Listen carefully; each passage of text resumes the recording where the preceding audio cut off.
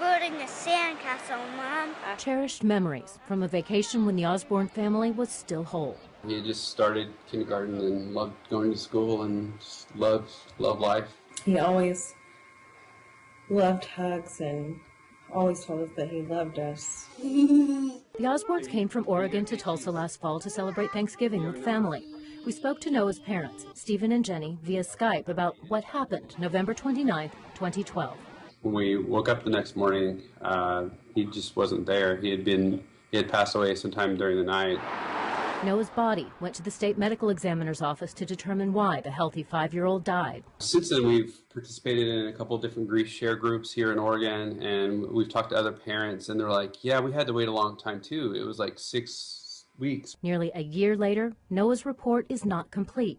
Every case we have is a priority, but we feel for Noah's family for the time that they've waited. And the Osbornes aren't the only ones waiting.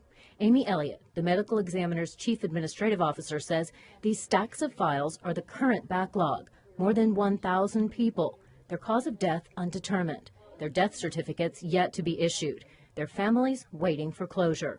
Nearly 100 of those cases, including Noah's, go back to 2012.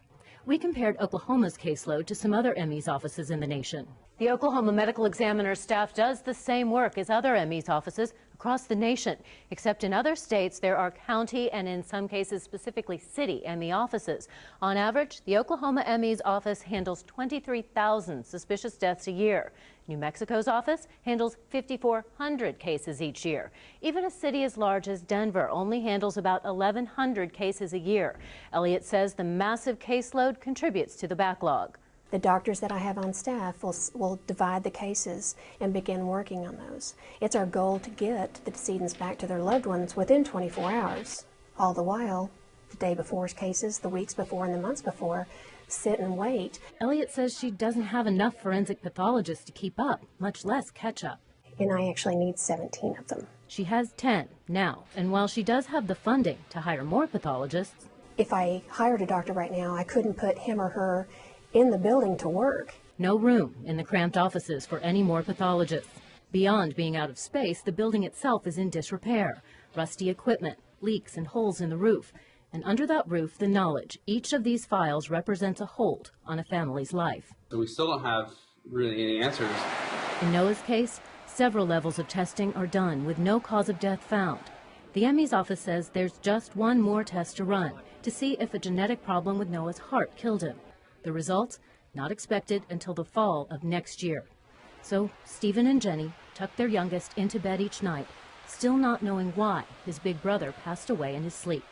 The difficult wait continues for the Osbornes and more than 1,000 other families.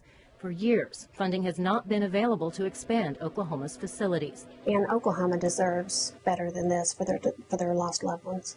Then, just last month, the way was cleared and money approved to build new offices, double the current size. The ME's office says there are plans to break ground next year and build a brand new medical examiner's office to be complete in 2017. Michelle Lowry, 2 News Works for you.